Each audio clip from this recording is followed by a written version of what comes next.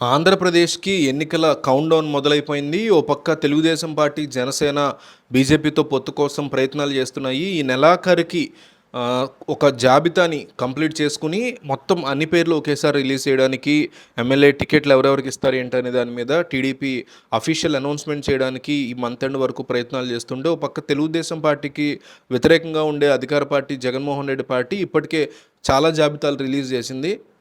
ఇన్ఛార్జీలని నియమించేశారు. So, వాళ్ళకే MLA టికెట్లు ఉన్నట్టుగా కన్ఫర్మేషన్ కనిపిస్తున్న నేపథ్యంలో ఈ ఎవరు రాబోయేటువంటి ఎన్నికల్లో ఎవరు గెలుస్తారు అనేది డిస్కషన్స్ నడుస్తున్నటువంటి ఈ పరిస్థితుల్లో కేంద్ర ఎన్నికల సంఘం కానీ, ఆంధ్రప్రదేశ్ ఎన్నికల సంఘం కానీ రకరకాల నిర్ణయాలు తీసుకుంటున్నాయి. ఆ నిర్ణయాల గురించి చూద్దాం.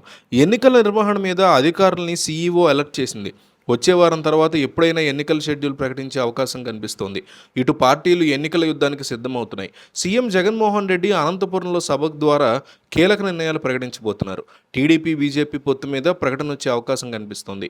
ఈ సమయంలోనే రాష్ట్ర ఎన్నికల ప్రధాన అధికారి అధికారులకి కీలక ఆదేశాలు జారీ చేశారు.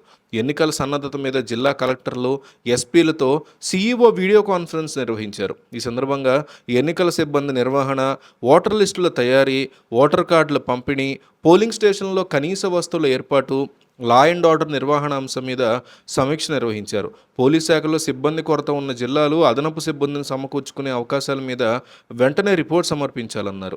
పోలింగేతర విధులకు సంబంధించి శిక్షణ కార్యక్రమాలు నెలాఖరుకల్లా పూర్తి చేసి ఎన్నికల విధుల్లో ఉండనున్న ప్రతి ఒక్క ఉద్యోగికి పోస్టల్ బ్యాలెట్ అవకాశం కల్పించేందుకు ఏర్పాటు చేయాలన్నారు. శాసనసభ, లోక్సభ ఎన్నికల నిర్వహణలో పాల్గొనున్న సిబ్బంది జాబితా తయారీ పూర్తి చేయాలని కలెక్టర్లు, ఎస్పీలని ఆదేశించారు. నెలాఖరులోగా సమస్యాత్మక ప్రాంతాల నివేదిక అందించాలని ఎస్పీలను ఆదేశించారు.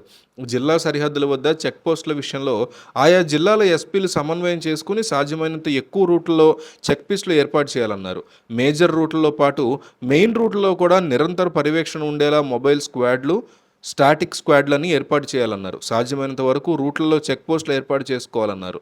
ఎన్నికల సిబ్బంది సంఖ్య ప్రాథమిక అంచనా కంటే 20% అదనంగా ఉండాలని సూచించారు. పోలీస్ శాఖతో సంబంధించి కొరత ఉన్న జిల్లాలో అదనపు సిబ్బందిని సమకూర్చుకునే అంశాల మీద వెంటనే రిపోర్ట్ను కూడా సమర్పించాలని కోరారు.